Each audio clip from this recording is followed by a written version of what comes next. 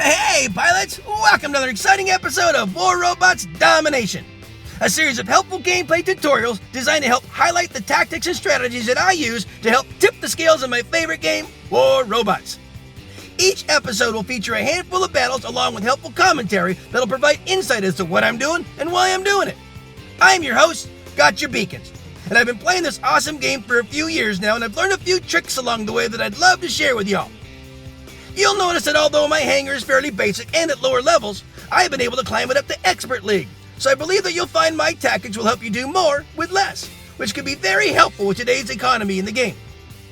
I should also mention that this is my second account, so don't let my career profile stats fool you. This is actually my baby account, but it sends a great message to pilots who feel they need to chase the current meta in order to be competitive in battle, because you don't. Wise gameplay can usually overcome any fancy gimmick. A death button is a great example. It can still melt just about any build, and its heritage stems all the way back to near the beginning of the game. It's all about knowing when to use it and how to use it. So, without further ado, I invite you to sit back, relax, and enjoy today's episodes while I walk you through my gameplay tactics and share with you my mindset in battle. I hope you find it entertaining, helpful, and fun to watch. I think you will.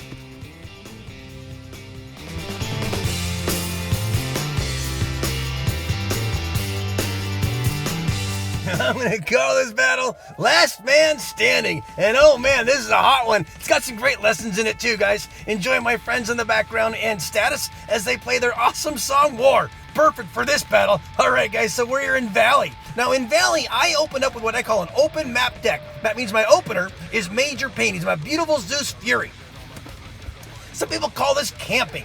I call it sniping. I call it supporting. Here's what I'm going to do. From this spot, my Fury can manage 2 to 3 beacons, at least monitor and protect 2 to 3 beacons. Obviously, the one over there to my right, the one back behind me to our left, basically our home spawn area, and I can also chip away at anyone going into the center, and even that far right one. So 3 to 4 beacons from one spot.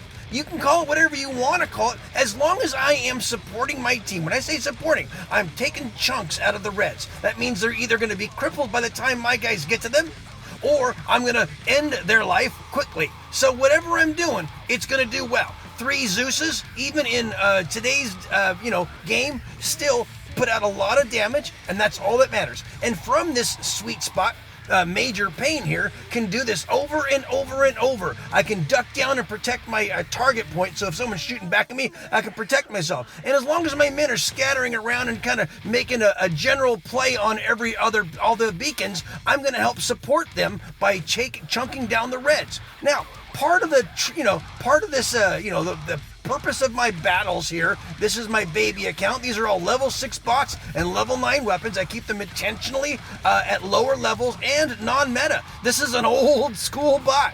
My newest bot is a Nightingale, which I won. I didn't spend any money. This is a totally free to play. And it's climbed up to experts now because of the new thing. But look at it. He's got a triple kill. He does pretty good, He helps my team. Part of this game is staying around. You get some of these guys that charge in and think brawling is the only way to play this game. And I'm sorry, it's not. I'm hopping out of Major Pain intentionally. We're halfway into the battle. Now, this is all about tactical, guys. Tactical timing. So I was able to ride most of that first half of the battle. In fact, I could have stayed in him. But right now is not the time to do that. What you want to do, after you get about halfway into the battle, and you can see that the panicometer, you take a look, see, we're starting to mech out. So we have to kind of go around and make sure that that they don't overrun us. So I hopped out, and look at how fast this kid is running. Man, that is one ramped up kid. And that was, by the way, that was my Hades. He's a new addition to my thing. This is Sir Nightmare. He's my Nightingale. I'm going to go over there and see if I can give that kid some fits, but not before I come over here and keep this one blue. This is all about keeping them blue, guys. We got to take out that Ming, and then I'm going to go after this kid over here. Look at this guy go. Man, that is one ramped up kid.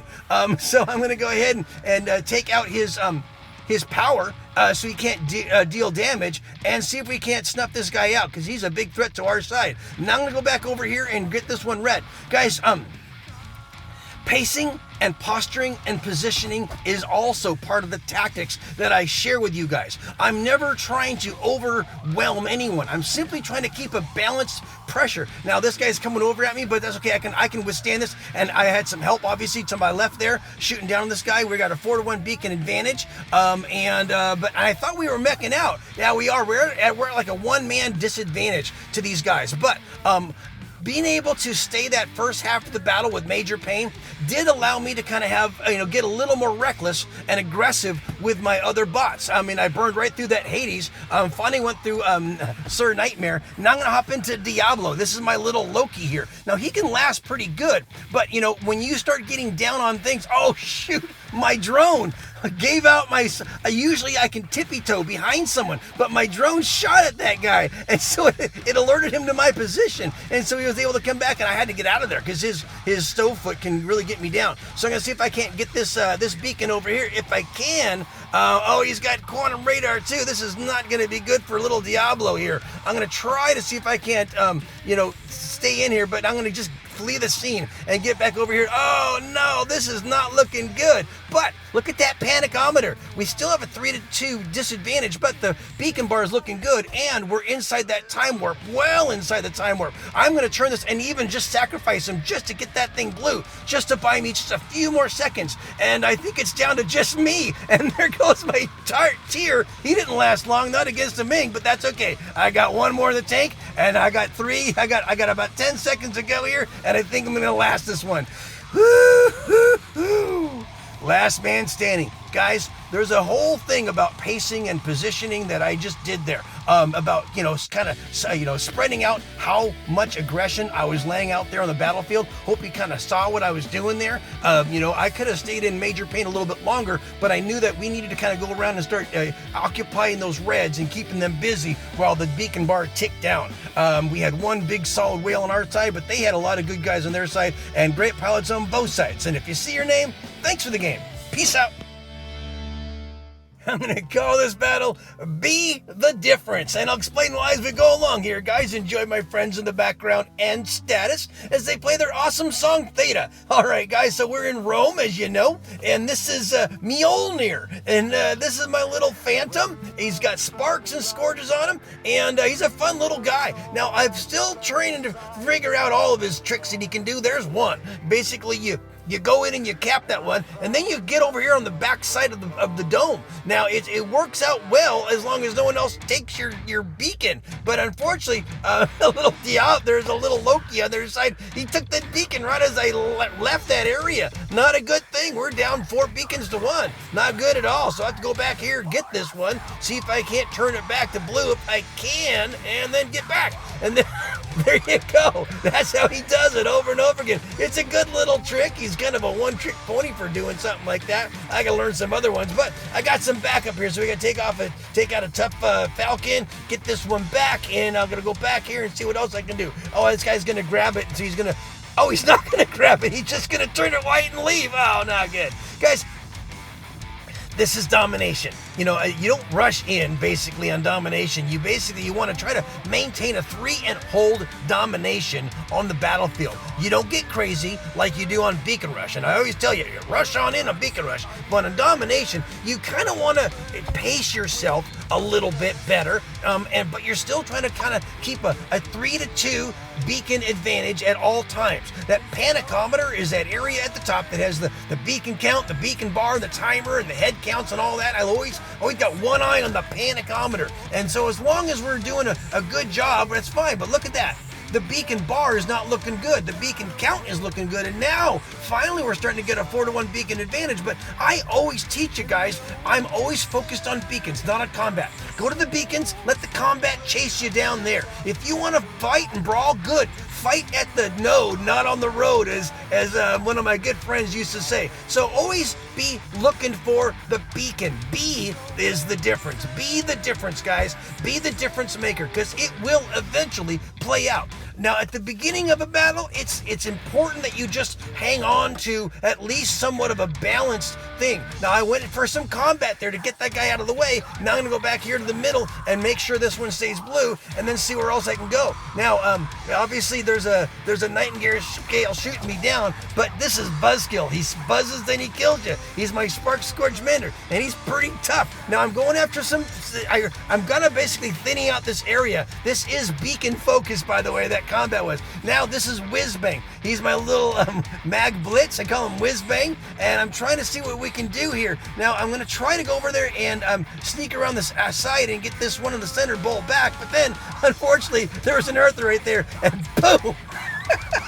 There goes Whizbang. So this is Sir Nightmare. He's my Nightingale. I won him in a questionnaire. I actually won two. I filled out 2 questionnaires for the same thing, and they gave me two Nightingales. I got one in each account. Now he's got pretty good. He's got the crowns on the sides, and he's got an igniter in the center. And then on the other account, it's got a spark in the center. It's a good one though. But see what I'm doing right now? Now we're getting close to the time warp. Time warp is when you're 3 minutes or less in, and we're gonna get a 4-capper. A 4-capper inside the time warp, forget about it. So the beacon bar moves a lot faster when you're inside of 3 minutes, guys. So beacons are all the difference right now. That beacon bar is gonna start plummeting as long as we can hang on to this, and that makes all the difference in the world.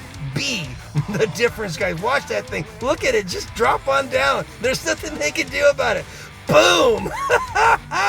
Nice green banner at the end, guys. All you gotta do is focus on beacons. If you can focus on beacons in these games, you're gonna win more often than not. The damage on these two sides were pretty even. I think they even did a little more damage than us. Looks like we got a combination of experts and diamonds in this one, but you can see that where the balance was, the beacons made all the difference in the world, and that's what's gonna help you get more green banners at the end. Great palettes on both sides, and if you see your name, thanks for the game. Peace out, guys. I'm gonna call this battle Scrambled Rush. Stick around, guys. Here's a crazy one. Enjoy my friends in the background as they play their awesome song, Woodish, one of my favorites of theirs. And this is this episode's Beacon Rush battle. So we are in Valley. See what I did there, guys? I had a triple jump. I took I put a jump module on Frick. And I'm gonna try to use that triple jump to get to their backyard beacon. It can actually make it.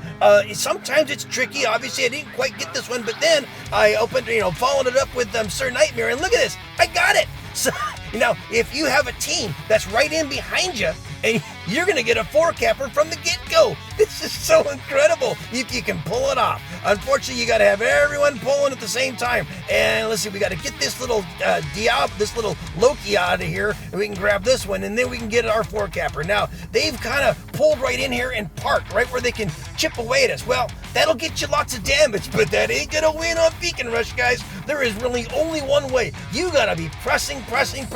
Gonna sit back and just take a bunch of damage? Sure, you're gonna get a damage. You're gonna get a red banner at the end of the battle. That's how it works, guys. You gotta be all in. You gotta be scrambling and getting all the beacons you can at the beginning.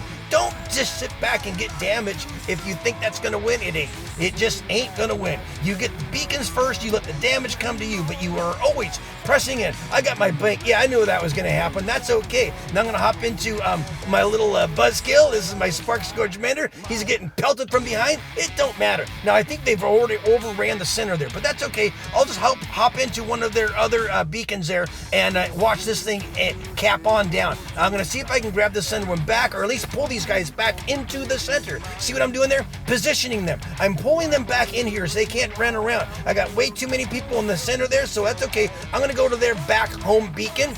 If I even make it that far. This has been such an overwhelming rush on them. We scrambled hard, we scrambled fast, we grabbed the beacons first, and they were worried about damage over beacons. I don't care what's even gonna show up behind me there, because the game is over. I did it intentionally. I knew they were gonna come back there and open up. It didn't matter. Look at all the damage on their side. Well, all the damage. I realize this is a low-scoring game, but they totally out-damaged us. But we were focused on the beacons, and that's all that matters on Beacon Rush, guys. The damage will come to you for sure, but if all you're gonna do is sit back and pick away guys that are spawning in, you're gonna lose. And if you see your name, thanks for the game. Peace out. Well, friends, that just about wraps it up for another episode. Thanks so much for watching. I hope you enjoyed what you saw and were able to take something you learned and use it in battle. I add content to my YouTube channel on a regular basis, so if you like what you see, please tap on the subscription button and then tap the bell to be notified when new episodes are released. Or just click on an old episode and maybe catch another tip that'll help you up your game. Also, Discord is a great way to connect with other amazing pilots, keep up on the latest news, and learn more ways to improve your gaming experience. Without question, one of the best Discord servers out there is War Robot's Master Pilots. Managed by some of the best pilots in the game today, it features a robust list of informational, tutorial, and informative channels to cover anything and everything related to this awesome game. So definitely take a moment to click on the link in the description of this episode and check them out. Finally, my goal is to provide you all with entertaining and helpful information that'll help reduce the frustration and increase the fun. So if you feel these videos are helping you, please share them with a friend, someone you think might benefit from them. Well, that's about it for today, guys. As always, keep them blue out there, and I hope to see you on the battlefield. Just make sure you're having fun, because if you're not, you're doing it wrong. I love you all for your support. Play well. Peace out.